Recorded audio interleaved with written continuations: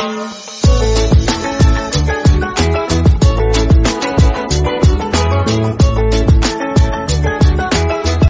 The lord.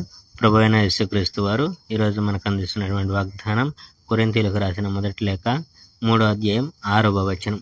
వృద్ధి కలుగజేయవాడు ఆయనే. మానవులను అనుసరించడం తప్పు. సోదరులారా, ఆత్మీయత కల వాళ్ళతో మాట్లాడినట్టు నేను మీతో మాట్లాడలేకపోయాను. ఆత్మీయత లేని వాళ్ళతో మాట్లాడినట్టు మాట్లాడాను.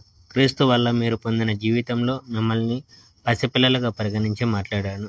మీరు అన్నం తినడానికి సిద్ధంగా లేరు కనుక పాలు ఇచ్చాను.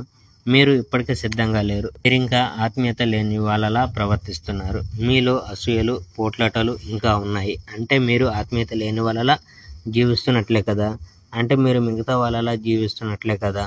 మీలో ఒకడు నేను పౌలును అనుసరిస్తున్నానని, మరొకడు నేను అపోలోను అనుసరిస్తున్నానని అంటున్నారు.